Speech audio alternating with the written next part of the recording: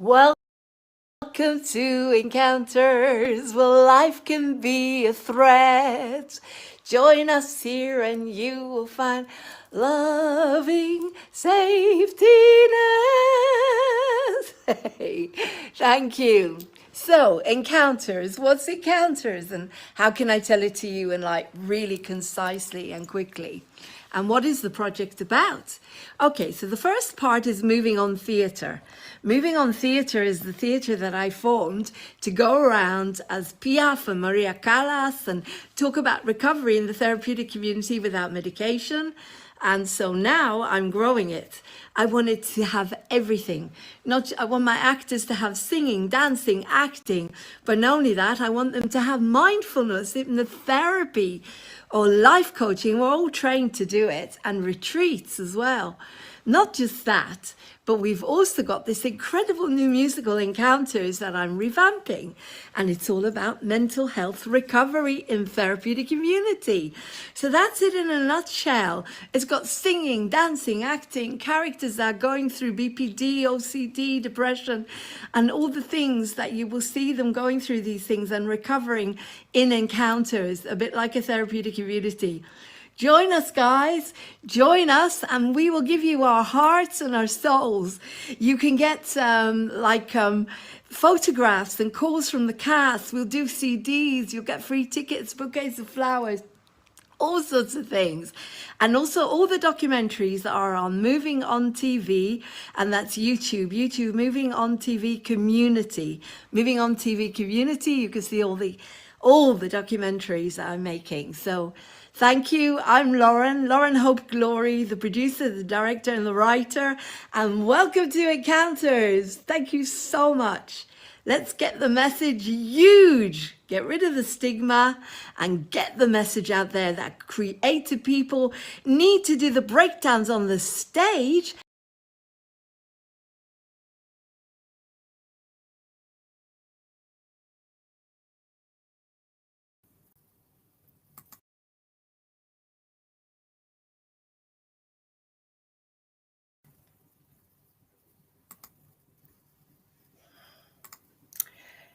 Yes, exactly, Lauren. Creative people need to do the breakdowns on the stage. On the stage, not in real life. And I don't know why the videos keep freezing in the middle. They just keep freezing all the time. Hi, how are you guys today? I've had a really, really difficult day today. I've been sick for 2 days now. Feeling a bit better at the moment, but just had a really bad stomach. Probably just, I don't know, IBS. IBS comes from shock and loneliness and stress and all the things that I highlighted in that video before, and needing to have a commune, needing to have communities, to build communities, heart communities, hug communities, so no one can ever feel the way I feel. It's very interesting at the moment what's going on. This is my only connection at the moment to the human race, is through Moving On TV. And it's very interesting at the moment that I put that talk on about the miracle community, which was last year. Well, I started to create it last year. Join. So I put a message out of what this is. Last year, I started to create the Miracle Commune. It's what I wanted. It's what I felt was going to be good for us. Not where we all live in one house, but where we live a bit like a kibbutz, where you live in houses, but you still have your own life. And I felt,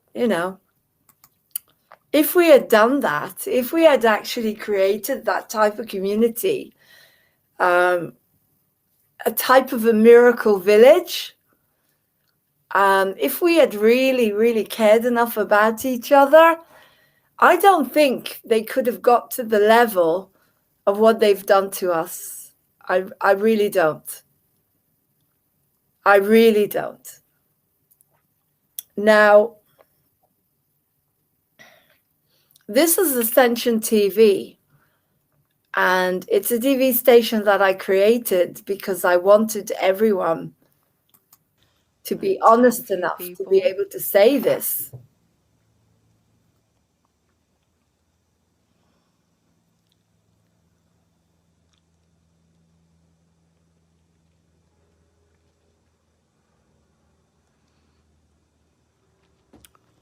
If I had the money, guys, I created today, I'd be out there, I'd get the house, I'd do it.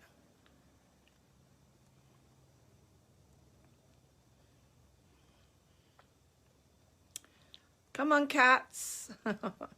Calling the cats to come and sit with me.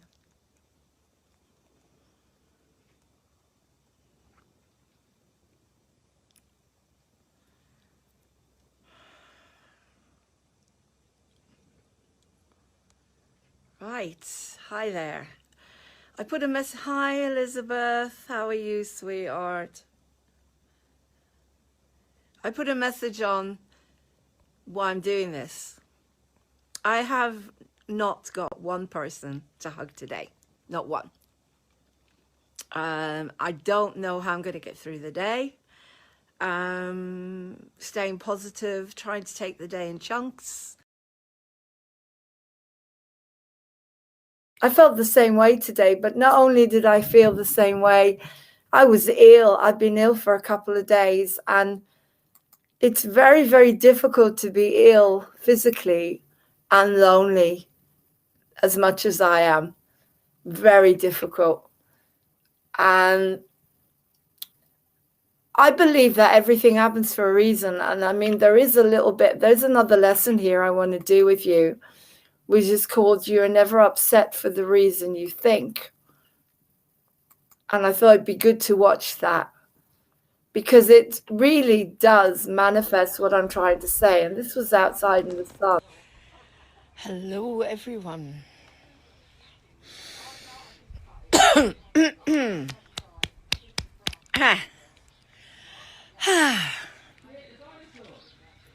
Sitting in the sunshine, waiting for you to join. Absolutely beautiful day today. So sunny. Hope you're getting your vitamin D. Let's wait for some people to join.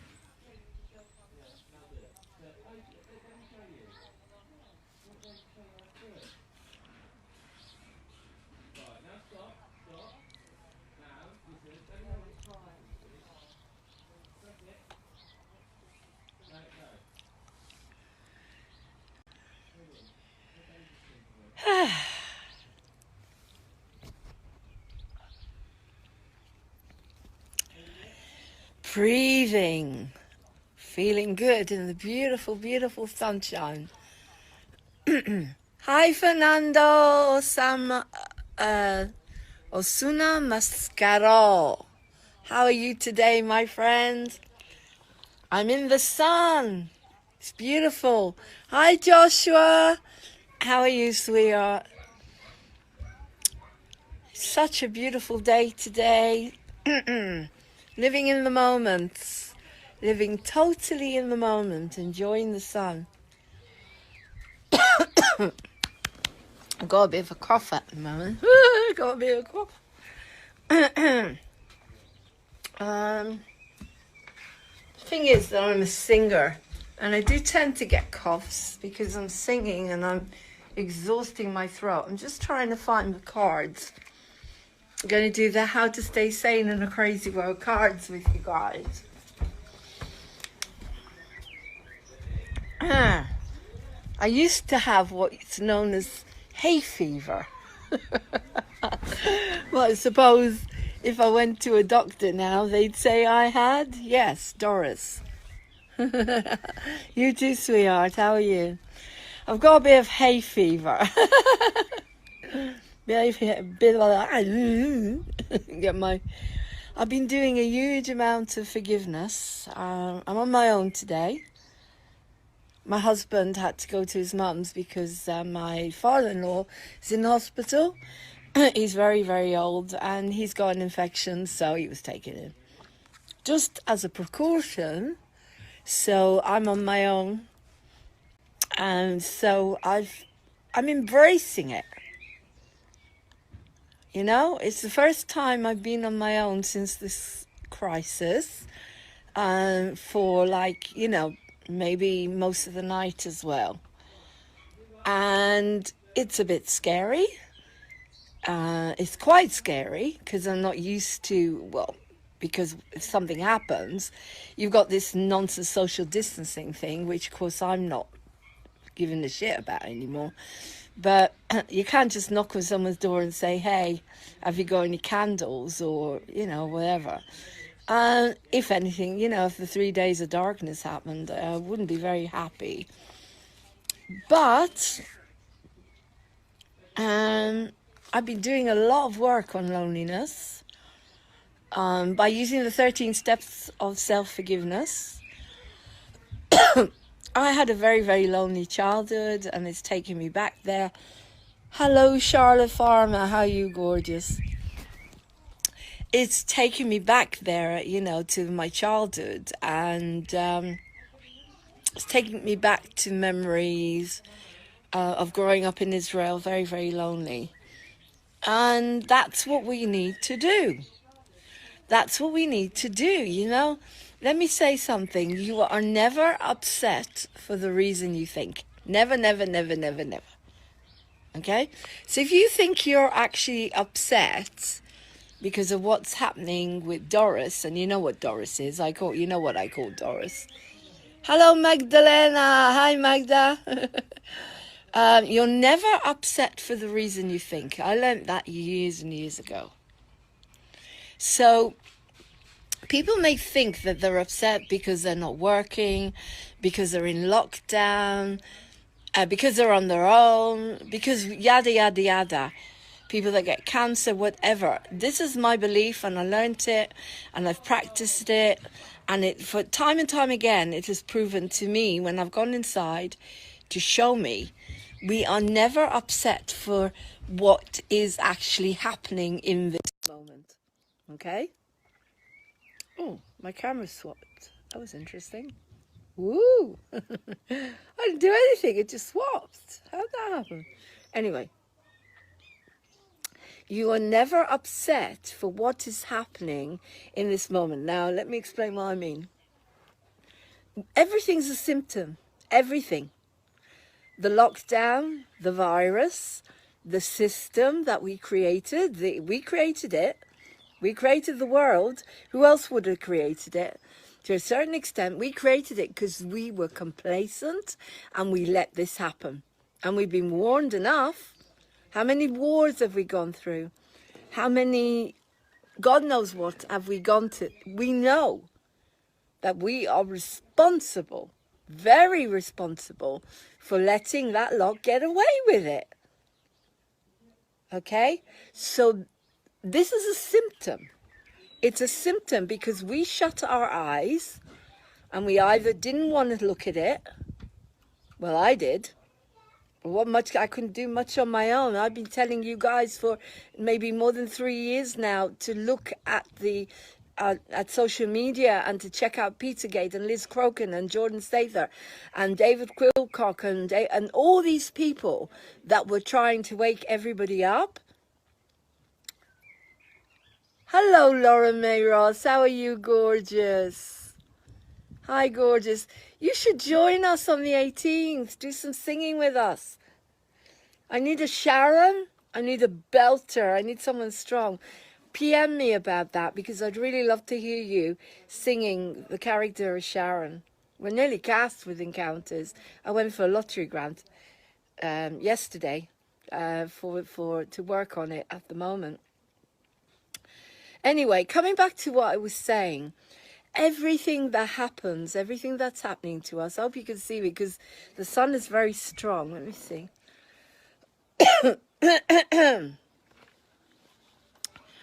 Everything is a symptom. We were warned. There's been wars from the beginning of time, guys.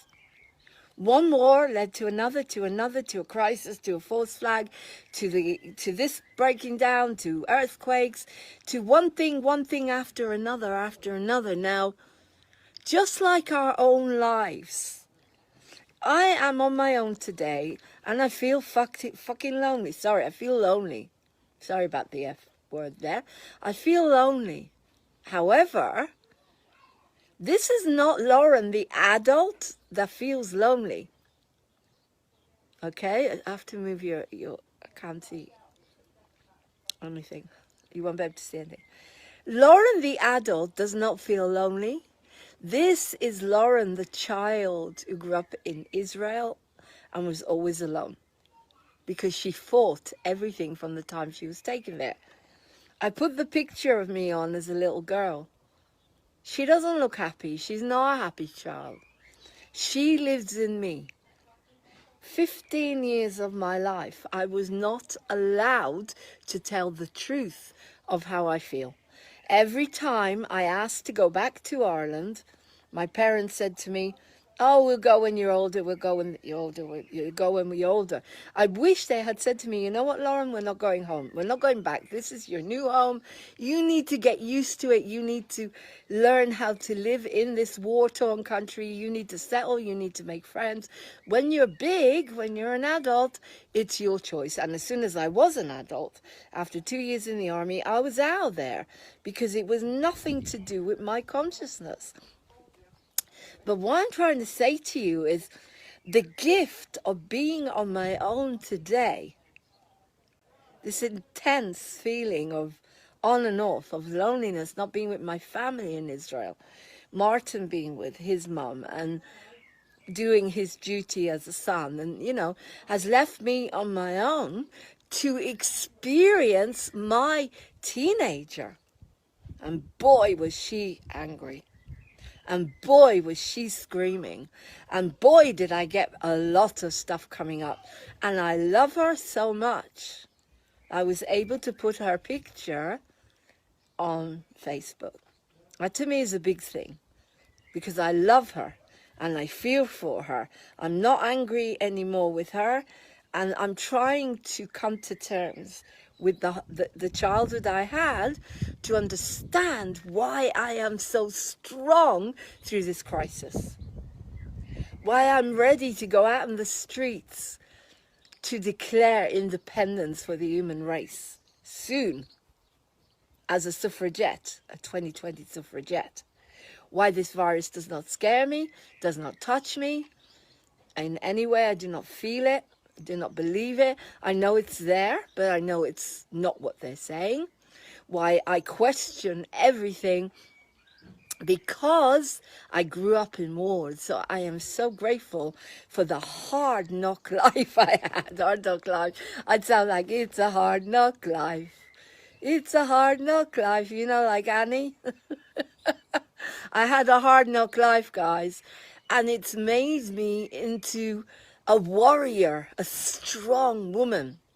I've had a lot of grief, a lot of abandonment, and it's made me strong. So I am calling on you today to take what this lockdown is doing to you. Take the fear that you're feeling, but let it go where it's needed. So this is what I've been doing. I've been sitting with this intense fear, intense loneliness, about not being with my family, about being on my own, just in case the blackout, the 3 days of darkness happen and I'm completely alone because my husband can't get back, you know, the mind, whatever. I'm on my own. I was on my own when I was in the wheelchair. It was just me and my husband. I was in the wheelchair, me and my husband and the cats, and when Martin went back to work, I was on my own. That's life. I've learned that. As soon as I was in a wheelchair, people ran a mile. They just didn't want to know, except maybe Ignacio. I'm very grateful for if you're on here. But all of this has made me very strong. And so I suggest you use what's left of this lockdown, because it won't go on for much longer. It can't. We will be out on the streets ending it. We're going to have to. I'm sorry, but we have no choice. They can't do this to us forever. It's our world and we will take it back. But what I'm saying is, the time you have got it, you've got the sun. Be like me. Close your eyes and feel, because it's hard for me to feel.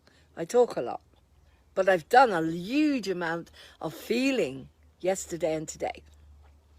Feel, do EFT, tapping. So you're tapping on your hand going, even though I feel so lonely, I deeply love and accept myself. Even though I feel the loneliest I've felt since I was a child in Israel, I deeply love and accept myself. Even though I feel really frightened, I deeply love and accept myself. You tap on the back of the hand. I'll show you that. I've got the phone in my hand at the moment. And then you go through, I'm so lonely, I'm so lonely, I'm so scared, I'm so rejected, whatever it is, you tap. Because while you're tapping, you're bringing up your feeling, okay? You start to feel. Now, the minute you feel, you've got it. You're ready to release it. You cannot release until you feel. If you're in total denial, you cannot release. You could sit all day and all night meditating, and you will not release anything unless you feel it. And if you were told as a child not to feel your feelings the same way as I was, you're not allowed to feel your feelings because you're upsetting your mother. You have to be what they want you to be, no matter what happens to you. And then you stuff it all down with food. Then it's time now for you to be liberated. Because I stuffed it all down with food. It's time now for you to be liberated, okay? You've got to be liberated. You've got to start feeling, my friends. Because if you don't feel, you can't release it. So I'm dealing very well with the loneliness. Even though I'm sad, sadness is not devastation, because you are never upset for the reason you think. So if you think you're upset because of the lockdown or the virus, or you think you're upset because whatever, it's not. It's not. Please, please try this technique. Go inside and ask your intuition, your intelligence, the amazing healing power in the body, and say, what am I really? Can you please take me back to the time I felt similar? You have to feel something, whether it's fear, frustration, anger, confusion. With me, it was a lot about confusion. Yesterday, I sat with confusion. It took me back to being 7 years old in the car, in the taxi, when we arrived in Israel. Confusion everywhere. Weird language, weird weather, noise, soldiers everywhere. 7 years old of coming from Ireland. And I sat with it and I screamed it out, and I shaked, my body was shaking, and I was screaming, and I was giving myself to feel what I never ever felt. A gift. And then I realized, I was telling Martin, my husband, for 15 years, I never felt. 15 years. My whole childhood and my teens.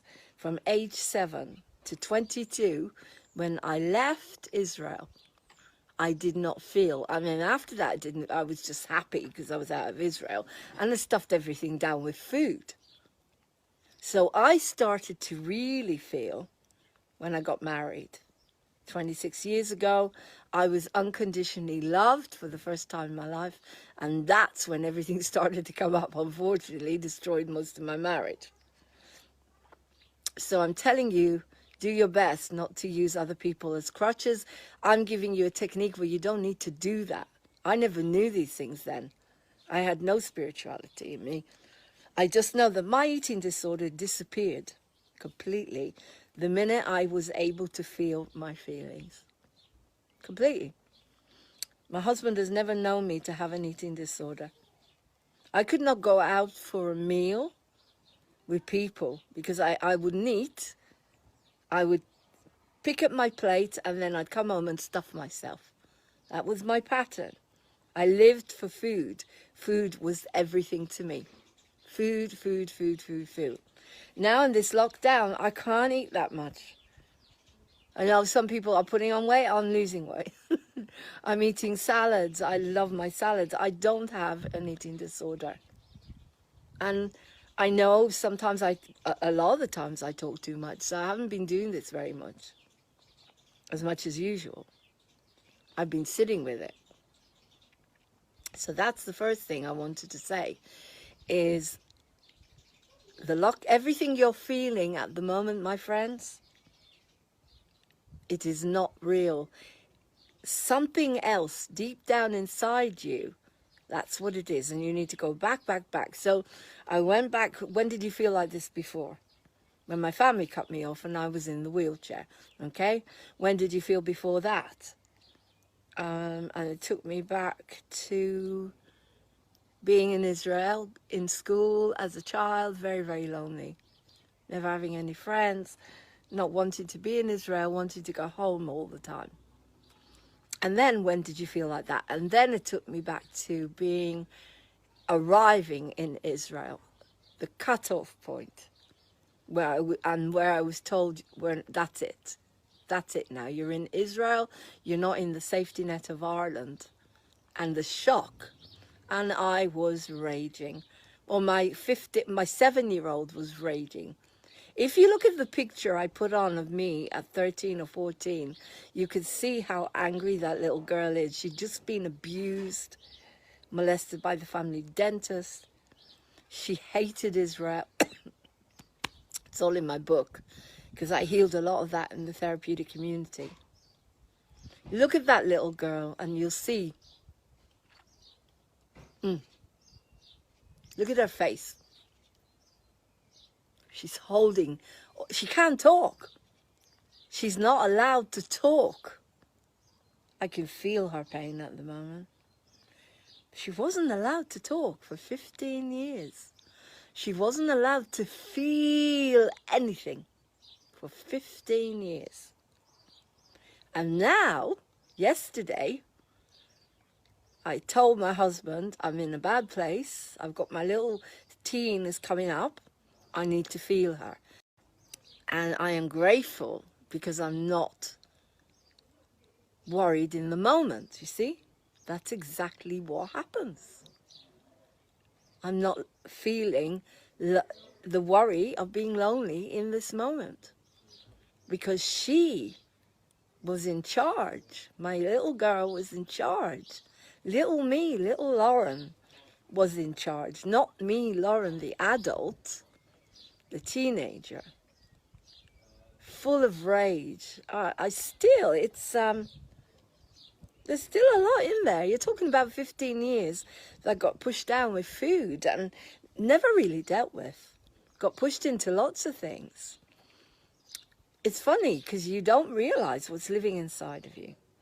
So my blessing for you today is find where this is coming from for you. Your panic, your fear. If you can't do it, PM me and I'll do it with you. And you can give me a donation or whatever. I'm here for you. And if I can do it, I can teach it. I'm very calm, as you can see. On my own. And people know I hate it. I hate being on my own for too long. People know. But I'm kind of getting used to this lockdown.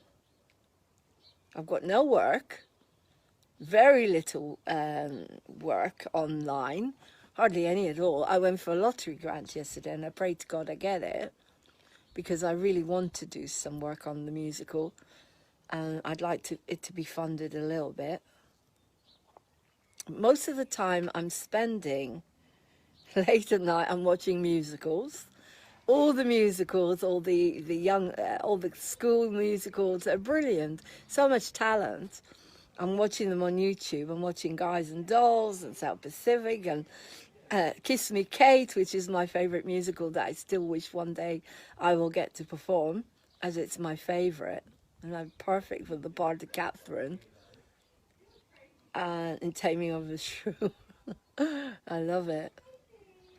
And then during the day, or whenever I get up, afternoon, I sit and I pray to God to show me what my job is, what am I meant to do, and to clear me so I can do it. And so I'm doing a lot of forgiveness. I put the 13 steps of self-forgiveness on here for you guys. I really hope you can use it. I put it onto YouTube, and it really, really helps me. It makes you really feel. You really can feel. And then the song, I Forgive You Me, which is just, has me bawling my eyes out every time I listen to that song. Because we tend to, we're always beating ourselves up. Stop beating yourselves up. You can only do your best, whether you're a mom or a dad or a friend or anything. You can only do your best. You're never going to be perfect. You're always going to make mistakes. And so, if you make mistakes, that's okay. Hang on, I'm just going to tag a few. I don't know who's on here at the moment, but I'm going to tag a few people.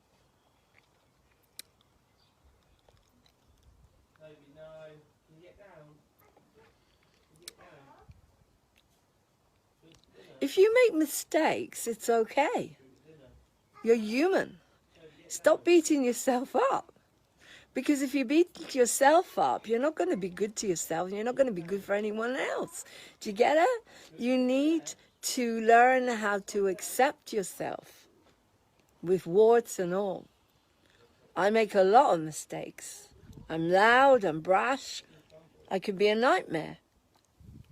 Because once I did get my voice, it never stopped. I can be a nightmare, but I can also be the most loving person on the planet. My heart will go out to every single one of you and will fight for you to liberate you. I could be that because I'm human. We're both angel and devil. Well, devil is a bit too harsh for me now because we're fighting evil, but you know what I mean. We've got different sides to us, different personalities to us. So you need to go easy on yourself. You're going to make a lot of mistakes, but you have a right to feel your anger, your pain, everything. You have a right to feel everything, please. Because you are a human being and you're going through a lot. We're all going through a lot. But use this time to ascend in a symbolic way, to become a better person, to love yourself, to love humanity, like me, to find where you fit. Where is my job here? Where do I fit? Where do I fit? And be very, very careful of your mind. Your mind will trick you in so many ways. One of the ways the mind tricks you is looking at the book, not the cover, which really means you're not investigating. That you're getting all these facts, okay? Even David Wilcock, I don't believe with him, probably, I believe in him maybe 60%. I'm not sure, because he keeps trying to sell his books and his course, and he keeps going on about social distancing. I think he says that because he doesn't want to be kicked off YouTube like David Icke. David Icke goes out there and goes all steam, you know. And I think that's why David Wilcock, he sugarcoats a lot of things. But I don't agree with him with what he's saying, that once you catch the bastards that have been killing children and doing adrenochrome and whatever, they need to be lynched. We don't want them. They're like rabid dogs. I don't believe with what he says about that. And I don't know why he says it. I'm sure it loses him a lot of support. But that's my personal opinion. I'll do it myself. I'll stick the knife in. Don't give a shit. Like a rabid dog. We need to protect ourselves. I mean, look at the mess. Do you get what I'm saying? If we'd protected ourselves after the Second World War, should have been the end of it. They formed the United Nations. The United Nations was formed not for you and me, as we're starting to learn now. The United Nations was, again, run by that lot.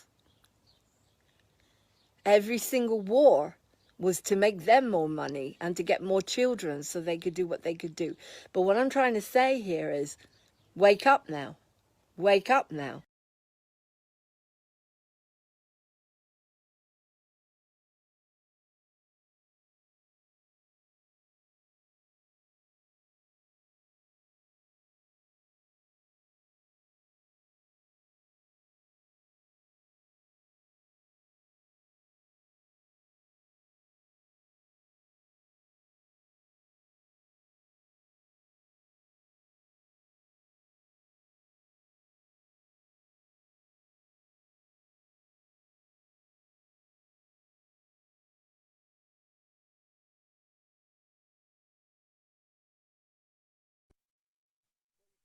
Hey guys, WMAP. This is the world's most amazing people.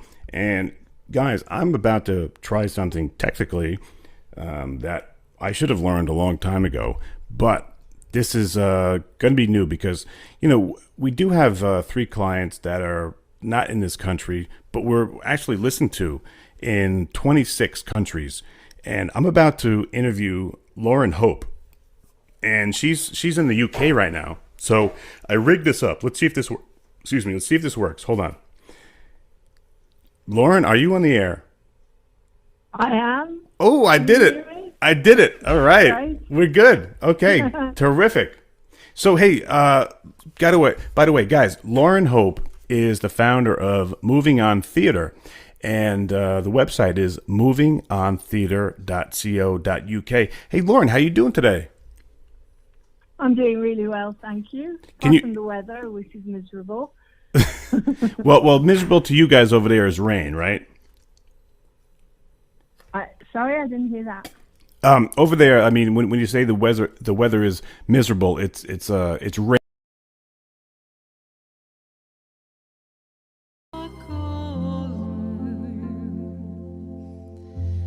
From glen to glen and down the mountainside, the summer's gone and all the roses fading. 'Tis you must go, and I must bide.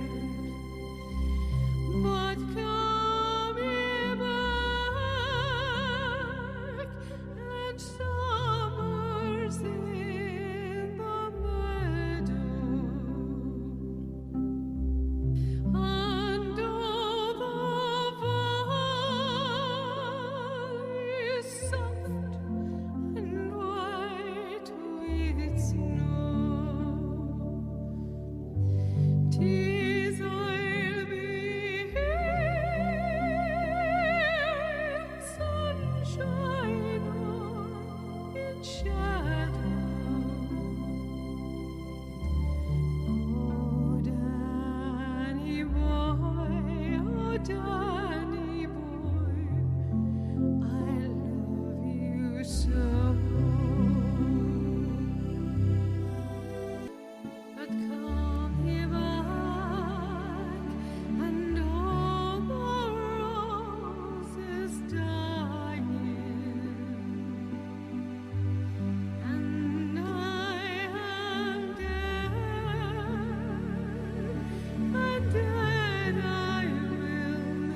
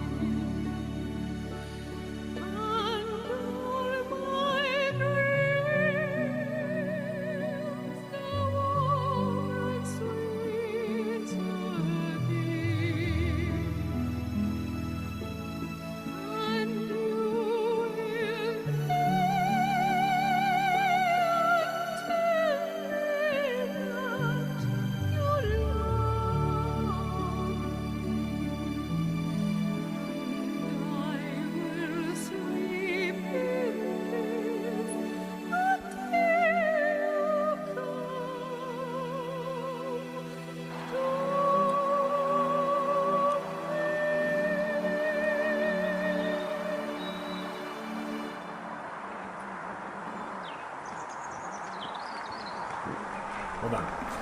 Hey guys, WMAP. That was Lauren Hope and doing Danny Boy. And guys, my next guest is just that. It's going to be awesome.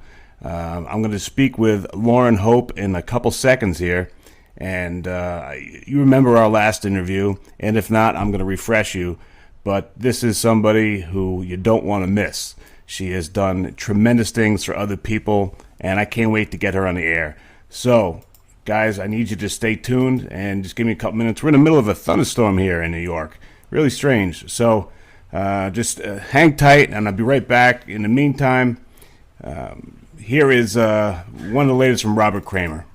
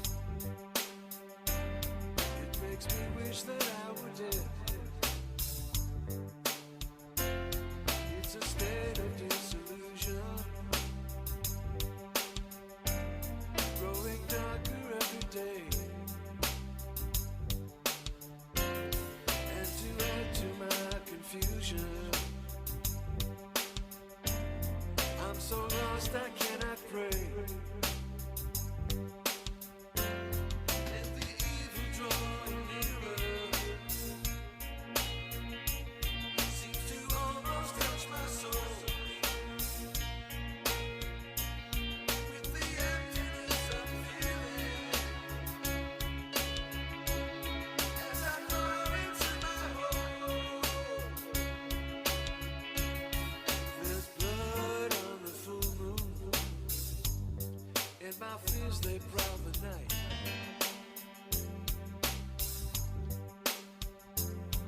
There's blood on the full moon,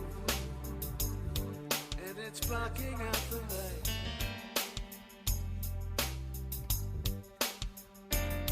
There's a shadow casting figure standing right outside my door. And it waits upon the doorstep. Yes, I've heard it there before. It's the dweller on the threshold, and it's waiting there for me. As I look at its reflection, and the horror that I see, and the evil drawing nearer, seems to almost touch my soul. With the emptiness I'm feeling, as I crawl back in my hole. Oh, there's blood on the full moon, and my fears they prowl the night.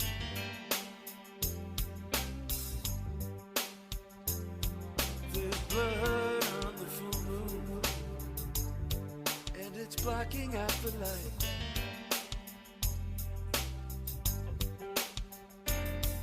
There's blood on the full moon.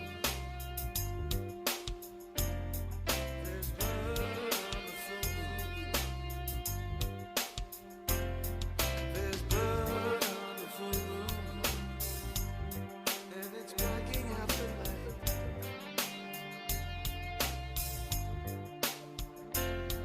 There's blood on the full moon.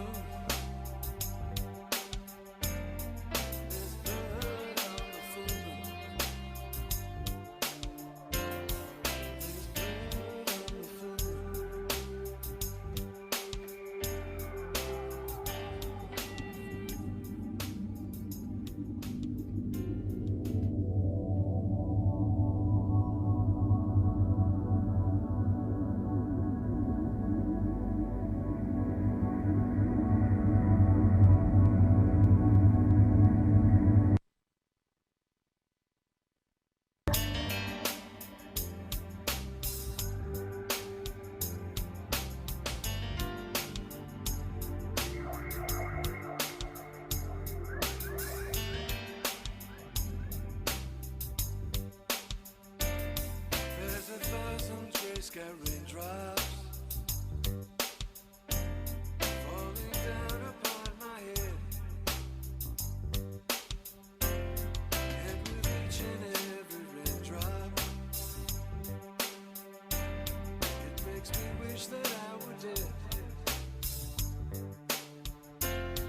It's a state of disillusion, growing darker every day. And to add to my confusion, I'm so lost I cannot pray. And the evil drawing nearer seems to almost touch my soul. With the emptiness I'm feeling as I fall into my hole. There's blood on the full moon, and my fears they prowl the night.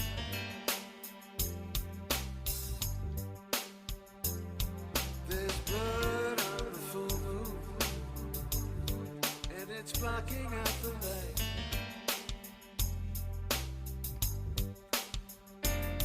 There's a shadow casting figure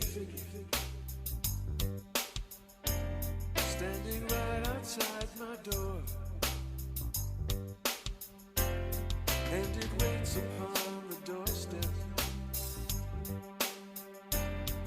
Yes, I've heard it there before. It's the dweller on the threshold, and it's waiting there for me. As I look at its reflection and the horror that I see, then the evil drawing nearer seems to almost touch my soul. With the emptiness I'm feeling as I crawl back in my hole. Oh, there's blood on the full moon, and my fears they prowl the night.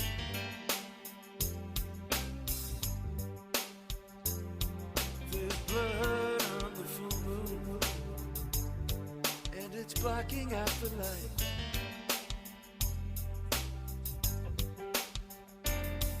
There's blood on the full moon. There's blood on the full moon. There's blood on the full moon, and it's blocking out the light.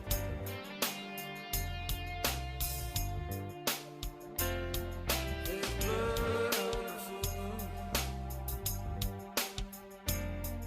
There's blood on the full moon.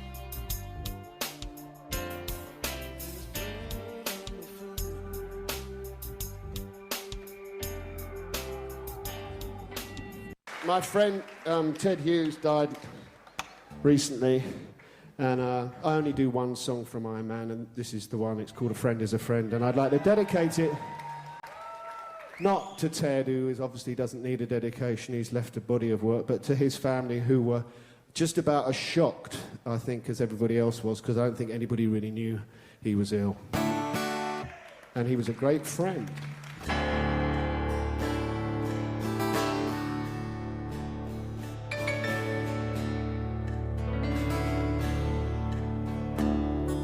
When eyes meet in silence, a pact can be made, a lifelong alliance that won't be betrayed, won't be betrayed.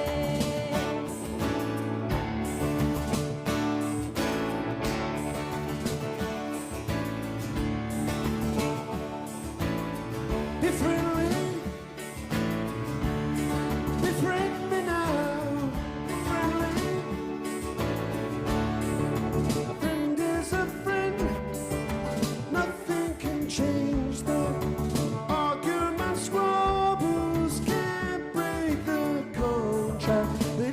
of us makes, to the death, to the end. Deliver your future into the hands of your friend. Be friendly. Be friendly now. Be friendly. Be friendly now. Be friendly. Be friendly now. Be friendly. A promise is a promise. A handshake will seal it. No amount of discussion will ever repeal it. Commitment forever to borrow or lend. Deliver your future into the hands of your friend. Be friendly. Be friendly now. Be friendly. Be friendly. Be friendly.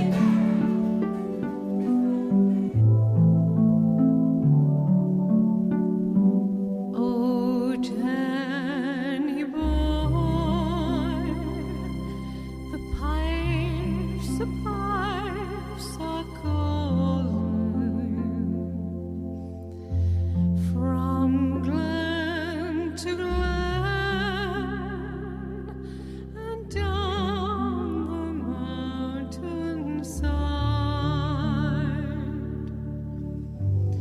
The summer's gone, and all the roses fading. 'Tis you must go, and I must bide. But come ye back,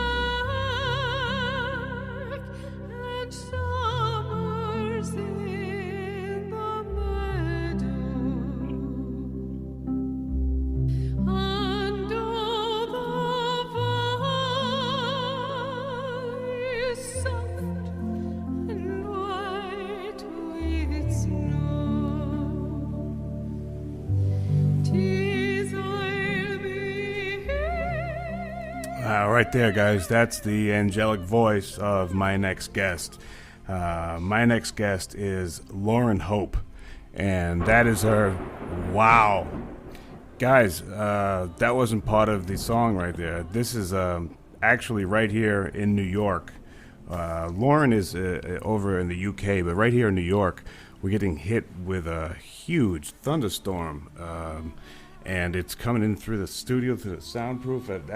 There's something going on out there, but anyway, so you might hear that. But in a minute, guys, I'm going to get the singer. Listen to this. And then I will maybe, when you love us. That angelic voice right there, Lauren Hope. Now, she is a best-selling artist, and she is a person and a story that I am so proud to tell here at WMAP, because she's somebody who is trying to get people past the stigma of the borderline personality disorder and everything that's happening with it. And one thing that's really cool that's happening is it's World Borderline Awareness Month in May. So it's only fitting that we have Lauren Hope on, and we get to talk to her about her incredible talent, as well as her really, really inspirational and motivational story. Listen to this voice. Listen to this.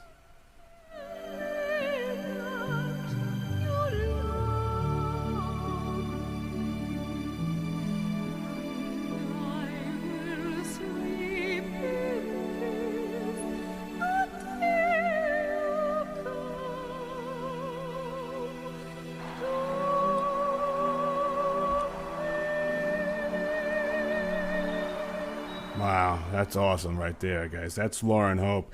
And guys, with no further ado, it's my honor and my privilege to welcome back to WMAP Miss Lauren Hope. Lauren, how are you today? Oh, hi, Casey. Yeah, I'm not too bad, thank you. It's actually not thunderstorming here. It's been quite nice today for a change.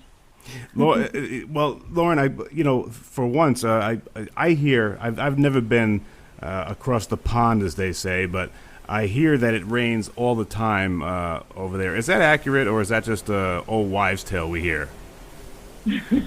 Well, the weather isn't very good in England. We do get a lot of rain, yeah.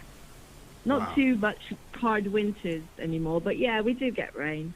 Yeah, I Not love very that. nice. Hey, I love that Danny Boy that you did. Let me just give this to the listeners just one more time here, just for about 30 seconds. I want to hear this, if you don't mind, because I really like this. Is that cool? No, please. I recorded it as a tribute to my father, who was were Irish. I have Oh, a very wow. strange life story. Irish, grew up in Israel, but Irish, and I recorded it when Dad died last year for him, a tribute. This is beautiful. So this is for your father. Yes. Awesome. All right, let's just enjoy this for about 30 seconds. Okay, thank you. In shadow. Oh, Danny boy, oh, Danny boy, I love you so. But come here back. I love that. That's Lauren Hope, guys, and you can find that video if you go to YouTube. If you just go to Lauren Hope, Danny Boy. Let me spell it for you: LAURENE Hope, Danny Boy, and you can get that. And it's a cool video. You see my friend. She's there and she's singing. And wow, did you always have that voice, Lauren? Pardon? Did you always have that voice? Were you always? Did I always have that voice? I made the video as well, by the way. I do everything. Wow. Did I always have that voice? I got discovered in Israel when I was 13 years old, yeah. I was the lead soloist of the Children's Sadikov National Choir, and one of my solos was Summer of the Rainbow. So, yeah, from the age of 13, I've had that voice, yeah. Yeah, so you knew you had a gift. Did you have a mentor? Was your father there to encourage you? Was he still around when you were first getting discovered? Yeah. Well, yeah. Basically, he took me to an audition for the children's choir. I didn't know I could sing. I just wanted to audition, but Dad took me there, held my hand, and I got auditioned and ended up with 4 solos.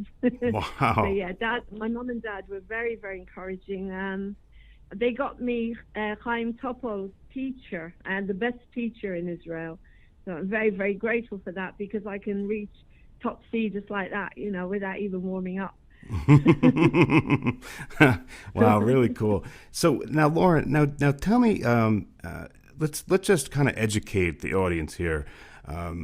Just starting from the basics here. Tell me what borderline personality disorder is. Okay.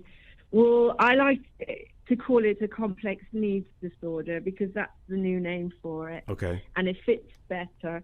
And I think I discussed this with you when we did the shorter interview. Yep. That we used to have Woolworths, and I know you used to have that, Yeah. where you could go and get your pick and mix sweets, so you could choose whatever you wanted. With BPD, or complex needs disorder, it's very similar. You go there, you get every condition, every mental health illness that exists, you get. You get a little bit of OCD, a little bit of panic, a little bit of schizo, a little bit of everything, really. Every single mental illness that is out there. That's the first part. The second part is we all have BPD. Every single person has it. And if you're an actor, then you're very lucky, because you can go out there and create amazing characters. Right. You'd But be it doesn't somebody work else. very well in life. Mhm. Pardon? Because you could be somebody else. Yes, exactly. But we pick up these people in our life, like our parents, our ancestors. And when you're very stressed out, the worst part of that person that you grew up with will come to the surface. Oh. And that's when you're really, really ill. But it's totally manageable. And I am the most grateful person in the world because I learned how to manage it. I've never touched medication. I never do. I never will. Mm-hmm. And I'm proving time and time again with a huge amount of compassion from my husband, because he's been educated in this condition. Mm-hmm. It doesn't go away. It's like being an alcoholic or having a drug issue, Mm-hmm. but it's totally manageable with the right kind of treatment, which for me was the therapeutic community. Right. We'll talk about that in a second. And by the way, I want to let everyone know that Lauren doesn't. She's not telling you what to do if you're under the care of a doctor or anything. She's just telling you about her experience and her remarkable recovery, which really is a story that is worth being told, because it's very hard to do this without medication, because that's people's first solution, right? It's just to throw medication at you, Exactly. right? And exactly. Thank you so much for saying that, Casey. I'm a very innocent person, and I don't believe, I don't think of the risks that can happen. But what I totally agree with you. If someone gets diagnosed, the first thing is the doctor. Obviously, you have to go to a doctor to be diagnosed. And everyone has a different journey. And I'm not against medication. Don't get me wrong. My piano player is schizophrenic, and he has to take medication. Mm-hmm. I chose a completely different direction because my body is too sensitive. I've been into natural medicine for God knows how long. I can't take anything. So if I take anything, I get so sick. So I've had to condition myself and not take anything and use lots of other techniques. And the therapeutic community, you're not allowed to have medication. So that's how the whole process works. And I personally believe that for me and a lot of BPD sufferers, it is a very good way to go. It worked for me, and it worked for other people that really, really do the work. It's hell on earth. And Yeah. medication, I'm not going to say, I was going to say that, but to me, medication would have destroyed me altogether. I couldn't have done it. So I chose the spiritual path, and I am so grateful. And if it worked for me, it can work for others. That's great. And by the way, guys, if you want more information about what Lauren is talking about, go to this website. Go to www.therapeuticcommunities.org. And that is what worked for Lauren. And I know everyone has their own journey, and everyone's different. There's no cookie cutter. Everybody's different. So this is what worked for Lauren, and thank goodness it did, because she's brought so much creativity and entertainment to the world, as you heard before in her singing. And not only that, but we also have Moving on Theater, we have Moving on TV, which we're going to talk about a little bit later. But Lauren, first tell me something that I'm glad I have you on for, because I heard that May was World Borderline Awareness Month. Can you tell me about that? Exactly. You see, I didn't even know that, because there's nothing out there telling you directly. There's nothing on the media.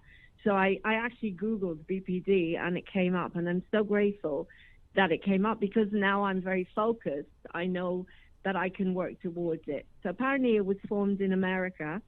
I don't think they even know about it here in the UK. Mm-hmm. It was formed in the States. And so yeah, it's the whole of the month of May is BPD Awareness Month. And I think it's so important because, I don't know, thousands and thousands and thousands of people in this country alone are being diagnosed with this condition. I think it's become the condition where the doctors say, we don't know what to do with you, we'll give you BPD, so to speak. Right. That's what it felt like when I was diagnosed, in a way, that, so sorry, I diversified there, but yes, it is World Awareness Month, the whole of May. Well, yeah, and it's so funny that you didn't even know that that happened until you Googled it. So there really needs to Yeah. be some more communication, and there needs to be more attention to this. And I'm glad that you're coming on to talk about this because you are someone who has taken this challenge and turned it into something that you can use as far as what you're doing with your singing, your acting, and your entertaining. Tell me about Moving On Theater. Okay. Well, I formed Moving On Theatre in 2012. I came out as a community. I had formed theatre companies before. I've written musicals. I've done loads of stuff, but I could never make it work. I used to fall out with everyone. They used to call me the ego has landed because I didn't even know. I upset everybody because all I could see, I was so focused on the show, nothing else mattered. So after I came out of the community and I learned how to work with people and a lot of nurturing came over, people became more important to me than the show. So I started Moving On Theatre, and I called it Moving On because we had a Moving On group, and after you finish the therapeutic community, they used to be, and that's very important to say, doesn't exist anymore because of funding. After you finish TC, which is a pet name, therapeutic community, you go into the Moving On group, which finished because of funding. But then I thought I'll form Moving On Theatre because everything to me is about moving forward. So I formed it in September 2012, and I did a little play called A Couple of White Chicks, a very funny comedy, where I played Hannah Mae Bindler, this Southern American lady. I loved her, she was crazy. And then after I finished that play, I decided that I wanted to do something that I could literally get my teeth into and use all my acting. And you see, to do the breakdowns, you have to go through stuff. I couldn't sing the way I wanted to. I couldn't act the way I wanted to until I was sick. It's incredible. You have to go through that hell before you can do it. So I went out. I thought to myself, what can I do? A show where I can do the breakdowns on stage. I need to do an artist that was completely and utterly off a rocker. And I said to someone one day, I'm going to play Edith Piaf. And they said, you can't play Edith Piaf. She was 5 foot to 4 foot something, and she was French. You're 5'7", you're Jewish. I'm going to play Edith Piaf. You don't speak French. I said, I am going to play I'm going to do it. I'm going to do it. So I went out and I went on the internet and I found this show called Love Conquers All. So I contacted this amazing guy, Roger Peace. He died, unfortunately. He died this year, and I'm going to do a tribute for him at some point. I contacted this amazing man called Roger Peace, and I thought his name in itself was amazing, was synchronistic. And I said to him, can I do your show? I want to put your show on. I want to produce and direct it the way I'd like to. And he said, yeah, sure, have it. So I started reading the script, and my heart was like, oh, my God, this is incredible. Now, I thought I was going to sing Piaf, no, Randelian. And I thought, hang on a second, Lawrence. You've got to sing, from the gut. And I practiced and I practiced and I practiced all the songs in French. And I thought I'm also going to put English in because I want the English public to understand it. And I practiced. My husband thought it was terrible in the beginning. It was so noisy. Didn't like it. And my cat ran away. At some point, I got to, no, rien de rien. And it was like, God, I don't want to wake up the neighbors. But it was like, right from that gut, Casey. Wow. And I knew I'd got it. For years and years and years, I wanted to sing in the twang, musical theatre. And I couldn't do it. But when I practiced something about singing in French, it puts you right into the twang for some reason. And I got it. And then I started touring with this incredible show. And people said, you're the spirit of Piaf. I sold out Edinburgh. I sold out Brighton. I sold out Henley. Yeah, I sold with out only 2 years. 2 years in, right? 2014. I went on with it 2013. I was terrified. I didn't think I could do it. I thought people would laugh me off the stage and say, "You sound nothing like Piaf." But I went out there to say, you know what? I don't care if I don't sound like Piaf. I am channeling her. And that's what they said. They said, you are the spirit of Piaf. That's awesome. And I sold out every single show in the fringes. And festivals then too, right? I got up and, pardon? And also festivals too, right? Yeah, Edinburgh. I'd never been there before. Wow. It was my first year. I sang on the streets, and then I went out and I sold it. And I got up at the end of every show and I talked about the fact you have now seen either Piaf or breakdowns or heroin or alcoholism. And I was one of the lucky ones because I recovered in the therapeutic community. I never drank and never take drugs, but I had the mental illness.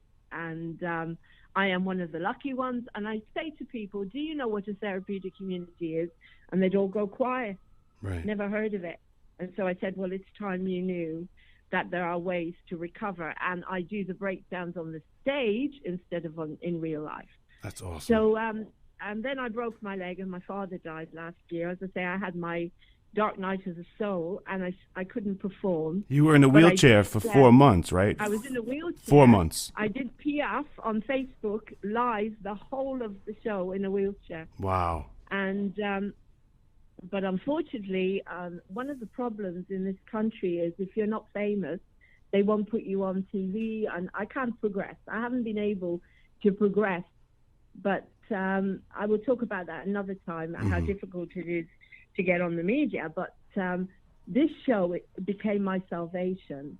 And then I decided I was going to do Maria Callas as well. So I found a show by a wonderful lady called Alma Bond. And I started touring. I put it on at Brighton. That was the first show I did. I did the Piaf show the day my father died and got a 5-star review and standing ovation. And then I put on the Callas show, and then I broke my leg. So 2 wonderful shows about women with mental illness with complete contrasting voices. One is very in the chest voice, and one is operatic. Amazing one-woman shows, which I can't wait to get back and touring again. But that's what I want to talk to you in a different interview, is how difficult it is to get work in UK. Yeah. To get work. Yeah. Everything's about celebrity. And I just, you know, it keeps me alive. And it keeps me well. But then, thank God, I found Moving on TV. Yeah, Moving on TV. Now talk about that one. On my own. Well, Moving on TV happened. You know, they say that the worst things happen and then a miracle happens. Well, basically, my father got fed up with me. He was my sponsor financially. And he said, you're not getting enough audience. I'm cutting you off. And he did. He cut me off. Wow. So one day I sat there with Jacob, the guy who was doing all my lights and sound and filming all the time. And I said to him, Jacob, look, I've got no money. I can't really tour. And they won't put me on TV or radio. Why don't we start our own? It just kind of came to me. Start your own TV station. And that was it. So Dad cut me off. And Jacob started doing all the filming. He was about 15 years old, I think, when we started. Is that right? Wow. 17 now, 18 now. And one day he said, Lauren, I'm leaving. Wow. I want to do my own thing. And I thought, okay, then I either go under or I teach myself everything. So I did. So I taught myself how to edit. I still do. I'm progressing with that. And moving on TV is now such a passion. I can sit in my house. I put up a few cameras and a backdrop and I film. It costs me nothing. I do it all on my own. Or I bring in people from the community. I've just finished a program about hypnotherapy because my husband's a hypnotherapist. And I filmed him doing a trance with me, showing how to do a live trance to get rid of the stigma. But moving on TV is all about the vulnerable out there. I want to go out there and help as many people as possible to get their lives, to get their dreams. Because everyone, like you, I believe that everyone is a world's most amazing person. Yeah. Everyone is unique. We agree And on that's that. a And wonderful, wonderful story. yeah, and Lauren, So you know I've what? gone on a bit. Yeah, you know what? Yeah. You know what I think is very funny about that story that you told. I mean, that is pretty much what you said. That's pretty much how you have attacked your career. You just said that this gentleman had to leave, and you were forced to learn how to do everything. So there you are. Yeah. You didn't say no. You didn't say, "Oh, okay, now I can't do this anymore." You just took it upon yourself. Okay, looks like I'm going to have to learn how to do it, and it's Exactly. I had a bit of a wobbly first. And Uh-huh. thought, oh my God, oh my God, oh my God. You know, the Jewish, oh my God stuff, oy vey stuff. And then, what would Piaf do? What would Piaf do? Right, Piaf would go out, well, she'd get drunk first. And then say, "Go sleep with a few men." I don't do that either. I've been married now for nearly 24 years to the same guy. Mhm. But what I did do is I thought, okay, then I asked Jacob to give me a few ideas, and he said, get Adobe and then go on the internet. I took a couple of lessons, and then I started it myself. I started teaching myself everything, and it's amazing. I now have got to grips with it. I think you've seen some of the programs. They're getting better because I've learned After Effects, and I can do special effects now. Mm-hmm. And it's incredible. And I'm becoming a CIC. I don't know if you have that in America. No, what is that? I'm not sure. Okay, CIC is the Community Interest Company.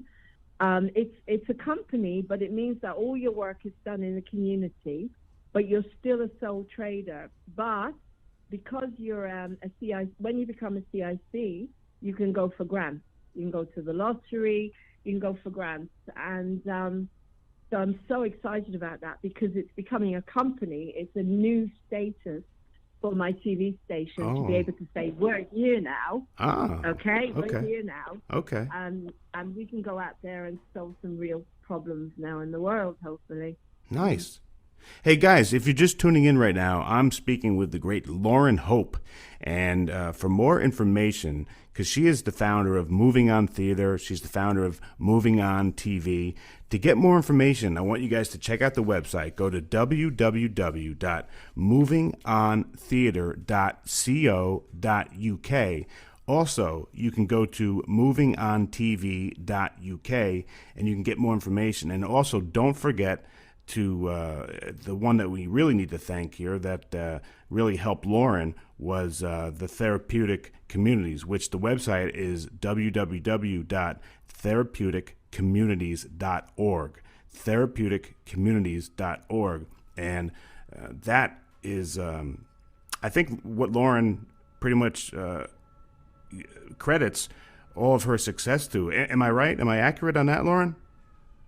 Okay, well, the way I would put it is the therapeutic community is the first step.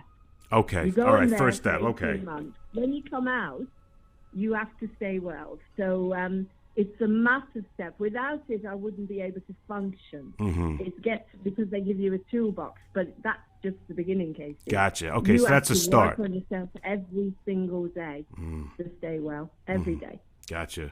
Now, Lauren, tell me about something that I really wanted to ask you, because when you were in the wheelchair for 4 months and you had been going through a really tough time, I believe this is when your father passed away too, around the same time. Yeah. I had a terrible year last year. It was unbelievable. Talk to me. And the beginning. Talk to me about what got you to keep working. Why didn't you just, kind of disappear into and have the pity party? What inspired you? What made you get up? What made you not stay a victim? Okay. Well, first of all, don't get me wrong. If you get grief and depression, you have to let yourself feel it. Mm-hmm. And I do. I'm very, very lucky that I have the opportunity. I don't have children. I have cats.